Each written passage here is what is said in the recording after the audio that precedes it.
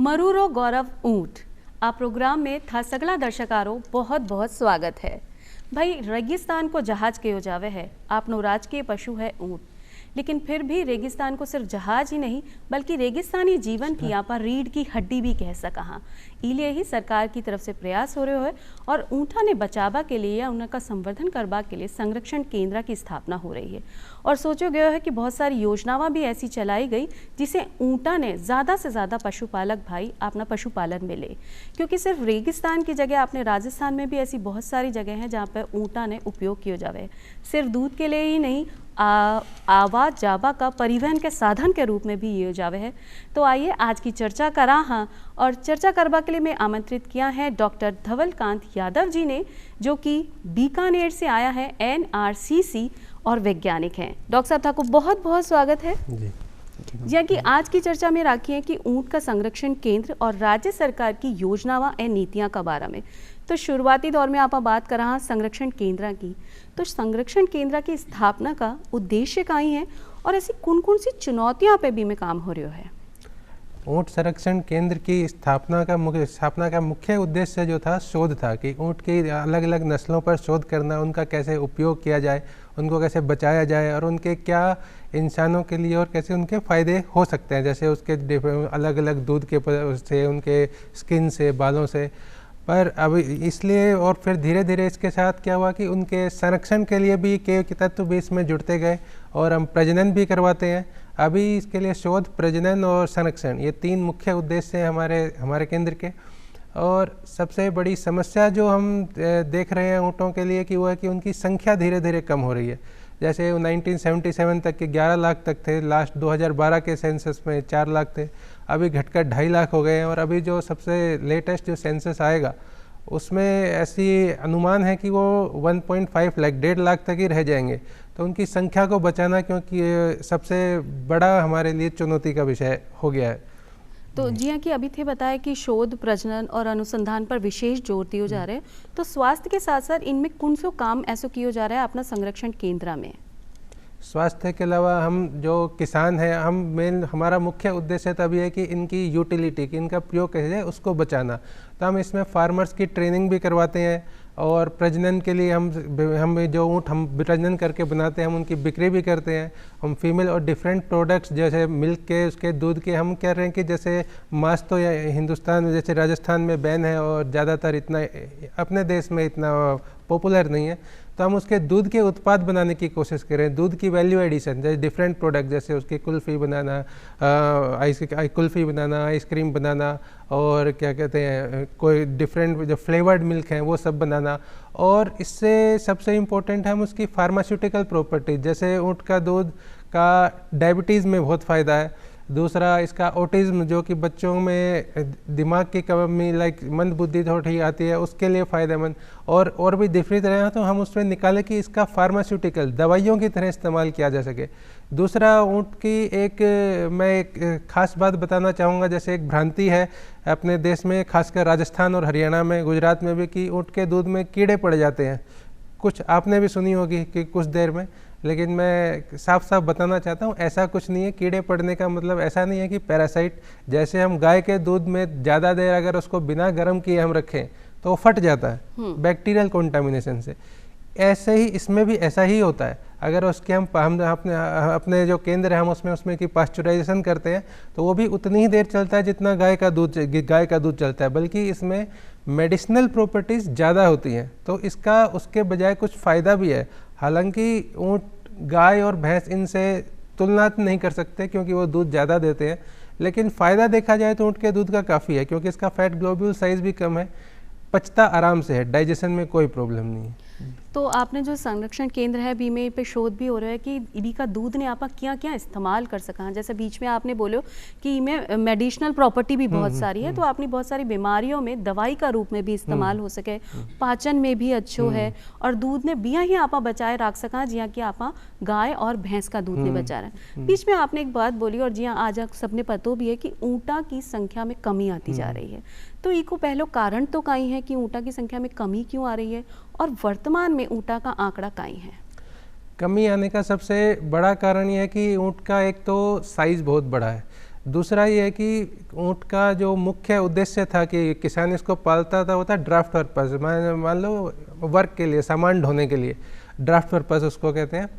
अभी वो कम हो रहा है मैकेनाइजेशन की वजह से, क्योंकि किसान समृद्ध हो रहे हैं तो वो ट्रैक्टर के पास जाते हैं, ट्रैक्टर है, प्लोइंग है, तो और दूसरी जो अपनी लोड के लिए व्हीकल्स हैं, ट्रक्स हैं, लॉरीज हैं, तो और इसलिए ऊँट का इस्तेमाल कम होता जा रहा है। अब दूध के लिए हम इसको बचाने की कोशिश कर रहे हैं, लेकिन दूध से ये कंपटीशन नहीं कर सकता गाय और भैंस से, क्योंकि उनका दूध ज़्यादा होता है अमाउंट में और उनको पालना आसान है बजाय ऊँट के। दूसरा, ऊँट का साइज़ बड़ा होने की वजह से उनका खाना पीना जो उनका होता है चारा वो भी बहुत ज़्यादा होता है, तो इसलिए भी उसको रख पाना वो नहीं है। दूसरा, कुछ पॉलिसीज़ हैं कि एक्सपोर्ट नहीं कर सकते, स्लॉटर बैन है, वो सब, तो उनके लिए किसानों को कोई मोटिवेशन, उनके लिए कोई वह नहीं बचता कि उनको पाला जाए।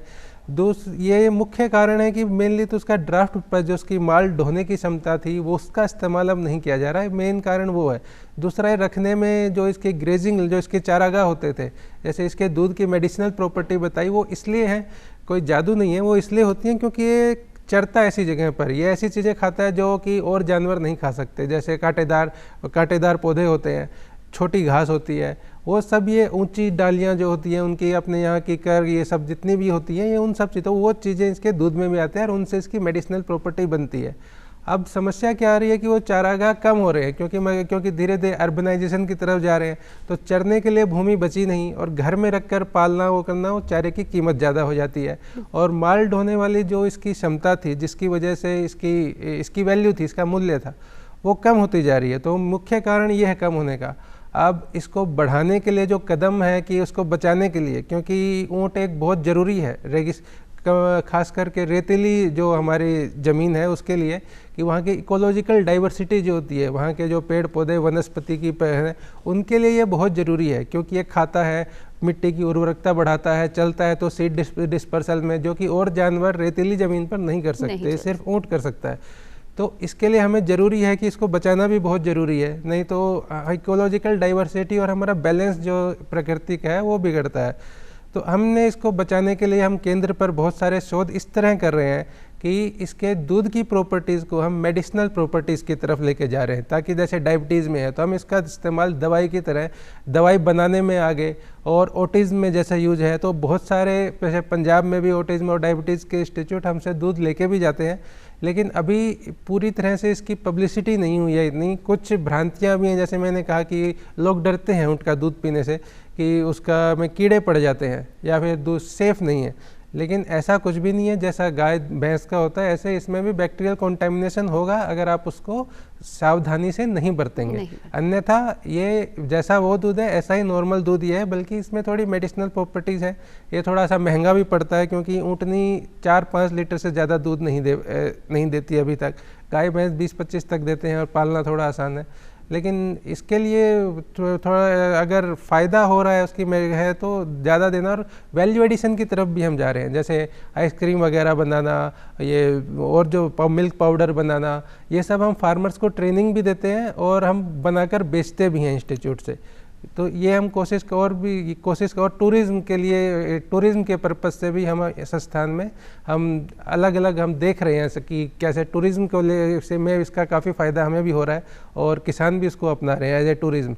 तो हम ये फैसले ले रहे हैं कि इनकी इस जनसंख्या को बचाया जाए और अपना प्रयास भी करें। जी हाँ, ये बताया कि ऊँट को दूध बहुत कम लोग उपयोग करें क्योंकि वो चलन में नहीं है। गाय भैंस को दूध तो आम है कि हर जगह आपने उपलब्ध हो जाए, लेकिन ऊँट को दूध एक तो उपलब्धता की भी कमी है और लोगों के चलन में भी नहीं। और जी हाँ, अभी आपने बताया कि ऊँट ने पाल लो थोड़ा सा महंगा हो सके, गाय भैंस के बनस्पत आपने ऊँट महंगो है कि रकबा की भी आपने जगह होनी चाहिए, बी के अनुसार वातावरण भी आपने देखना है, बी का खाबा के लिए जो अलग अलग पेड़ हैं वो भी आपा नहीं उगा सका क्योंकि अर्बनाइजेशन हो गया है। तो आपसे आज जानना चाहें कि जो ऊँट संरक्षण केंद्र है वो आपने पशुपालक भाइयों ने किया सहयोग कर रहे हैं कि जो परेशानी पशुपालक ले रहे हैं बी में काई कमी आ सके संरक्षण केंद्र के जरिए। हम संरक्षण जो केंद्र है हम उसके थ्रू हम फार्मर्स की इसकी साइंटिफिक कैसे फीडिंग कराई जा सके, कम से कम इसके खर्चा हो, हम उसकी ट्रेनिंग भी कराते हैं। दूसरा, हम सबसे इम्पोर्टेंट हम उनको जो उसके दूध के उत्पाद हैं हम उनकी प्रोसेसिंग कैसे होती है और उनको कैसे बेचा जाए मार्केटिंग की भी हम ट्रेनिंग कराने की कोशिश कर रहे हैं कि वो बनाए तो कैसे बेचें। तो हम एक और जो सबसे महत्वपूर्ण काम है, हम टूरिज़्म की तरफ, जैसे अभी हमारे पास टूरिज़्म के प्रोजेक्ट हमने लिए हैं, तो हम उनसे फार्मर्स का सेल्फ हेल्प ग्रुप, जो स्वयं सहायता समूह जिसे कहते हैं, हम वो बनाकर इंस्टीट्यूट के साथ जोड़ रहे हैं कि किस तरह से एक टूरिज़्म का मॉडल भी बनाया जाए उनके साथ। तो जब टूरिज़्म का मॉडल बनता है तो प्रतिदिन आय मिलेगी उनको, दूध पर निर्भर नहीं रहेंगे कि सिर्फ दूध बिकेगा तभी आएगा, बल्कि टूरिज़्म से धीरे धीरे 1000, 2000, 500 रुपये आएंगे। तो उसको बढ़ाने की, तो उसको रखने के थोड़े हमारे प्रावधान भी बढ़ेंगे, प्रयास भी अच्छे होंगे। तो और इसके अलावा हमारे पास क्या प्रजनन केंद्र भी है, तो हम एक हर्ड भी रखते हैं कैमल्स का। तो हम जब हमारे पास सरप्लस होते हैं, अच्छे ऊँट होते हैं, ऊँटनियाँ होती हैं, तो हम उनको कम दाम पर हम उनका ऑक्शन भी करते हैं। और ऑक्शन करते टाइम हम उनको ट्रेनिंग वगैरह भी बहुत कम दाम में, 1 दिन की, 3 दिन की, 1 हफ्ते की हम ट्रेनिंग कराते हैं संस्थान के खर्चे पर।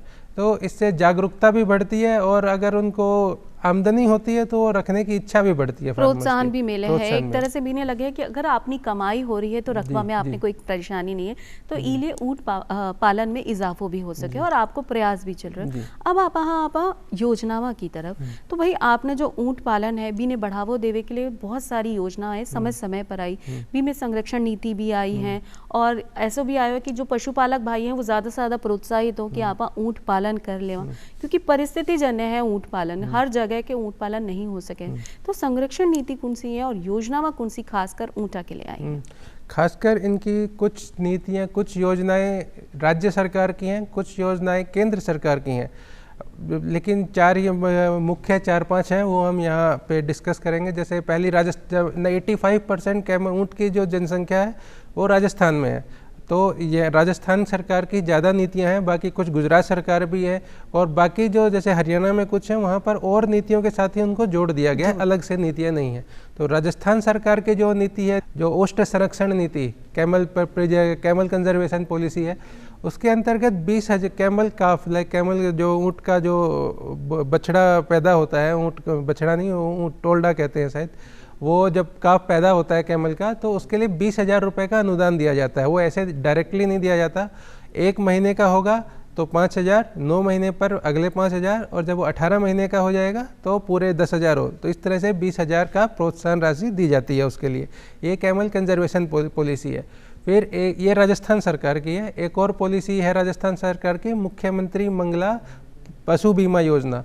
इसके अंतर्गत बीमा किया जाता है। अभी इसी साल इसको बढ़ाकर, पहले इसका प्रावधान था कि एक किसान को एक ही ऊँट की किया जाएगा, लेकिन अभी उसको बढ़ाकर 10 कर दिया गया।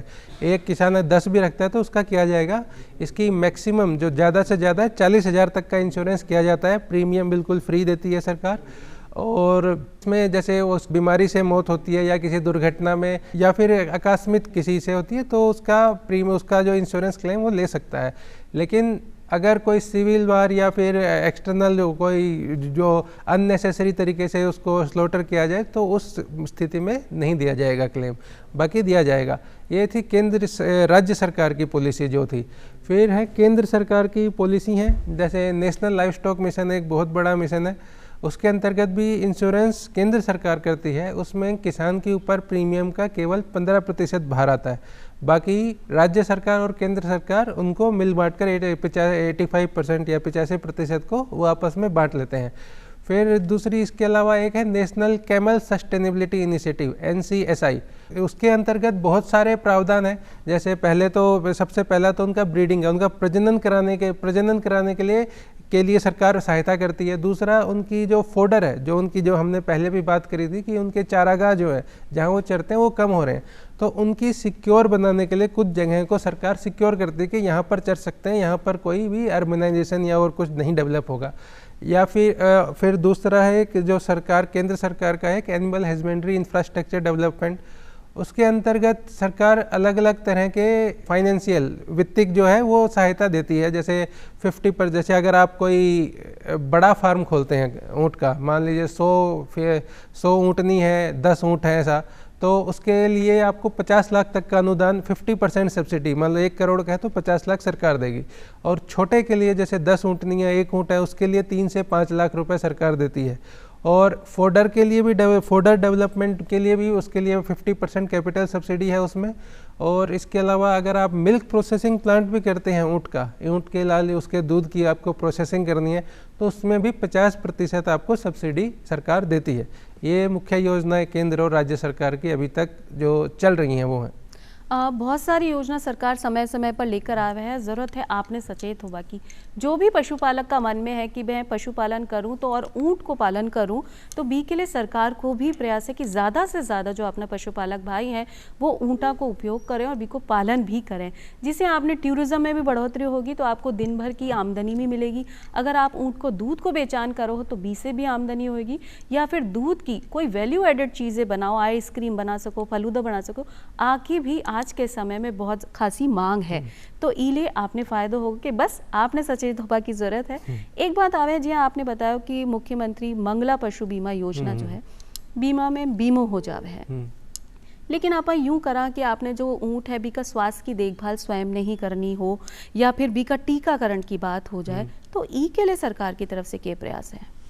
टीकाकरण के लिए भी, टीकाकरण के लिए जो टीकाकरण मसौदा जो मुख्यमंत्री मंगला पशु का, ये टीकाकरण के लिए ही थी ये योजना कि 40,000 का मैक्सिमम क्लेम है उसमें, और इसमें एक फार्मर, एक आदमी, एक किसान 10 ऊँट तक का उसमें बीमा करवा सकता है एक साथ। और उसके कोई भी बीमारी होती है या आकस्मिक मृत्यु हो जाती है या फिर कोई एक्सीडेंट हो जाता है, वो सब इसमें कवर होता है। जो कवर नहीं होता हुआ है कि ओनली कोई, मान लीजिए कोई सिविल वार हो रही है जो कि नहीं होती, जैसे कोई सिविल वार या फिर किसी ने उसका मीट के लिए उसको स्लॉटर कर दिया या फिर उसको ज़रूरत नहीं थी मारने की, ज़बरदस्ती ऐसा कुछ होता है, मतलब कुछ कारण होते हैं इसके लिए, बाकी ऐसा नहीं होता। बाकी अगर बीमारी है, आकस्मिक मृत्यु है, कोई प्राकृतिक आपदा है, हर किसी में उसका क्लेम मिलेगा, ये है इसकी। और सेंट्रल गवर्नमेंट की जो है, केंद्र सरकार की, वो नेशनल लाइव स्टॉक मिशन के अंतर्गत जो है वो है कि उसमें भी, इसमें तो मुख्यमंत्री मंगला में तो पूरा सरकार ही देती है प्रीमियम, उसमें 85% मिलता है, केवल 15% प्रीमियम देना पड़ता है किसान को,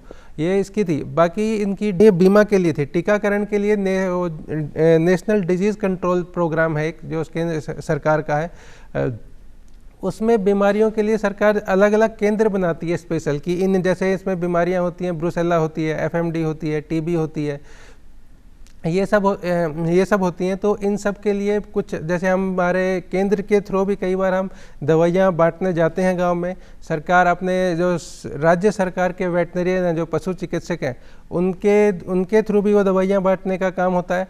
और जो इनका जैसे कुछ के टीके उपलब्ध हैं, जैसे एफएमडी का टीका उपलब्ध है, ब्रुसेला का इनका उपलब्ध है, वो भी सरकार मुफ्त में देती है।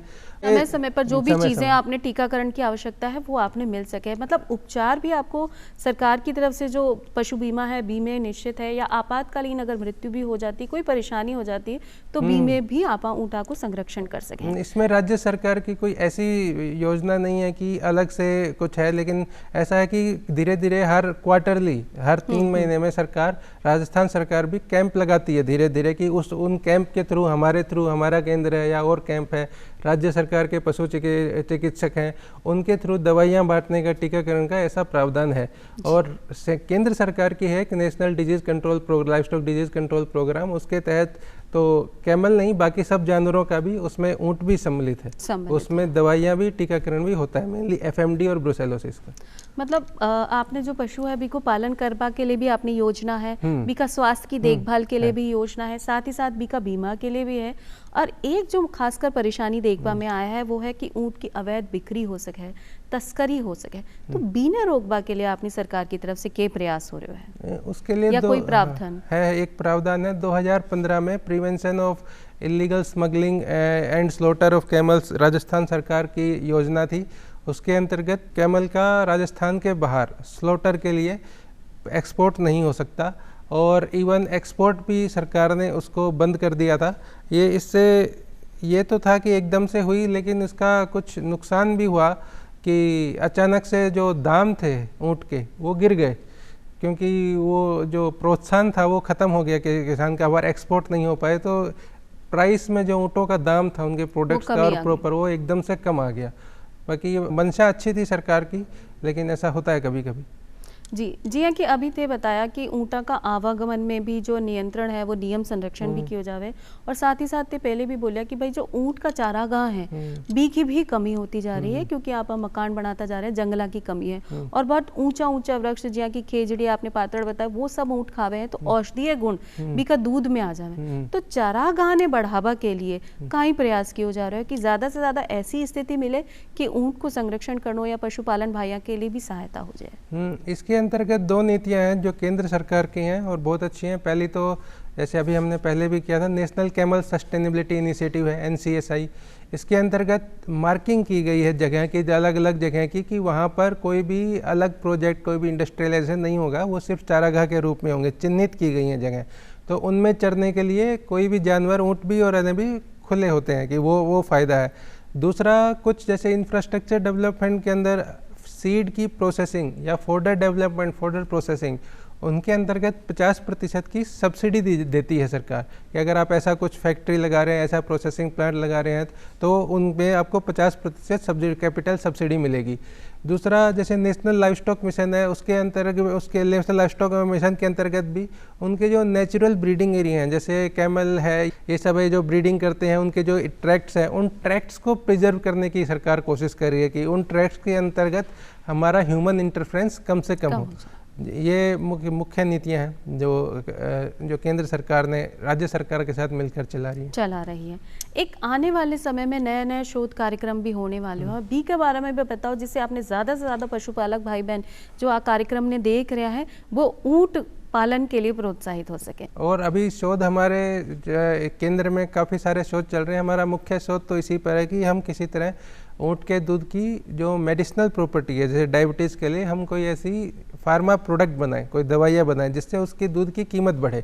जैसे अभी जो 70-80 रुपये लीटर ऊँट का आराम से बिक जाता है, वो 400-500 तक चला जाए अगर उसके, ताकि फिर कोई भी उसको कम दूध में भी पाला जा सकता है।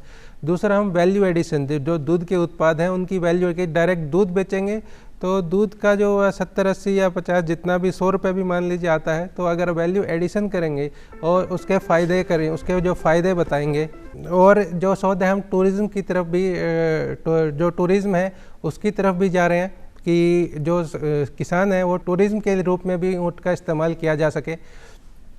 और जो एक और शोध जो हम कर रहे हैं, और शोध जो जैसे टेक्नोलॉजी का यूज़ करके, जैसे इसके चारागाह किस तरफ है, या ऊँट कहाँ कहाँ चरता है, क्या क्या चरता है, ये जो नई नई चीज़ें अपनी सरकार की तरफ से हो रही है, नया नया शोध हो रहा है कि आप जो दूध है बी को बेचान करके तो मुनाफो ले ही सका, साथ ही साथ दूध ऐसी संस्था में बेचका जाके आपने जो मेडिसिनल न्यूट्रिशन मिल रहे हो है, मतलब दूध की वैल्यू बढ़ जाए। जी अभी आप बताया कि 70 रुपये, 50 रुपये, 70 रुपये बिक रहे है, बी के बाद वो 400-500 तक हो जाएगा। तो आप बहुत ही चौकी बात है अपने पशुपालक भाइयों के लिए कि अगर आप ऊँट पालन कर रहे हैं और बी का दूध को बेचान इतना है, क्योंकि एक ऊँटनी जो है वो 4-5 किलो से ज़्यादा दूध नहीं दे रहे हैं दिन में, और अगर 4-5 किलो में अगर अपनी वैल्यू अगर बढ़ जाए तो आपनो फायदो ही फायदो है।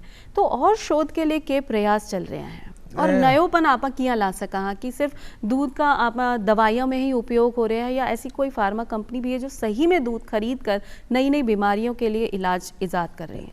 अभी तक इसका जैसे डायबिटीज़ में, अभी डायबिटीज़ और ऑटिज़म में इसका मतलब प्रूफ है कि हम इसमें इसका फ़ायदा हुआ है, तो उसके लिए हम कोशिश कर रहे हैं कि मॉलिक्यूल, कोई नोवल मॉलिक्यूल ढूंढें। अभी तक हम नहीं ढूंढ पाए हैं कि उससे डायरेक्ट उसका इस्तेमाल किया जा सके दवाई के अंदर। बाकी उसका शोध यहाँ भी चल रहा है और बाहर कुछ अरेबियन कंट्रीज है जहाँ पर ऊँट की होती है, वहाँ भी चल रहा है। बाकी वो अभी तक कोई कंपनी नहीं, जैसे कुछ कंपनी जैसे अमूल है या फिर गुजरात में और हैं कोऑपरेटिव हैं, उन्होंने इनके प्रोसेसिंग प्लांट्स ऊँट के ज़रूर बनाए हैं, जिसके तुरंत वो इसकी जो मार्केटिंग लिंकेज है वो बनाई है, तो इसकी बिक्री बढ़ी भी है। हमारे संस्थान की भी बिक्री बढ़ी है। जयपुर में भी कुछ है फार्मा, जो कुछ किसान हैं जो कि ऊँट का दूध बेचते हैं यहाँ, और उनको मुनाफा भी हो रहा है। हमारी शोध इसी तरफ है कि किसी तरह इसकी यूटिलिटी बढ़ाई जाए दूध के जरिए, और कुछ नियम की हम एक्सपोर्ट के भी कुछ जो पॉलिसीज योजनाएं हैं हम उसकी तरफ भी जाएं कि हो सके तो उनका ऊँट का जो एज ए जानवर है, एनिमल है, उसका प्राइस बढ़ सके, उसका मूल्य बढ़ सके, तो उसको रखने में अच्छा मोटिवेशन रहेगा फार्मर के लिए। जी हाँ, कि आप गाय भैंसा का पालन में आपने मुनाफो हो जाए कि भाई आम रोज़ मर्रा में आपनो दूध इस्तेमाल हो रहा है बिया ही अगर ऊँट का दूध को मूल्य बढ़ जाएगा तो अपना पशुपालक भाइयों ने फायदो भी होगे। एक सरकार की जो संरक्षणात्मक कदम उठाया गया है वो कौन कौन सा है कि भाई ऊँट को संरक्षण किया जाए? संरक्षण केंद्र तो एक अलग बात हो गई, योजना बनानी अलग होगी, नीति निर्माण है, लेकिन बी के लिए प्रयास भी और करे हुए हैं। प्रयास सरकार कर रही है, अपनी नीतियों के जरिए ही सरकार इनका प्रयास कर रही है। जैसे एआई के लिए हम जब हम शोध कर रहे हैं कि हमारा अभी तक कैमल में हम आर्टिफिशियल इंसेमिनेशन नहीं करते हैं, लेकिन हम अभी कोशिश कर रहे हैं कि वो भी शुरू किया जाए। और जो इसकी ब्रीडिंग की प्रॉब्लम है, मान लो जी कोई एक ही ऊँट रख रहा है कि उसकी तो एक ही ऊँट नहीं रख रहा है, उसको ऊँट भी रखना पड़ेगा या फिर प्रजनन के लिए उसको ऊँट के पास ले जाना पड़ेगा। तो वो समस्या जैसे हमने गाय भैंसों में और कुछ हद तक भेड़ बकरियों में भी हमने इसको सुलझाया है, हम कोशिश करेंगे कि ऊँटों में भी इसका इसी तरह से समाधान किया जा सके। उसमें भी सरकार की मदद है कि उसके लिए। बाकी हमने बताया जैसे कि उसकी बीमा, जैसे मुख्यमंत्री मंगला योजना है, उसके थ्रू बीमा किया जा रहा है कि एकदम से कोई बीमारी आ जाए, कुछ आ जाए तो उसके लिए प्रावधान है कि उससे किसान एकदम से गरीबी में नहीं जाएगा, उससे भी उसको झटका नहीं लगेगा।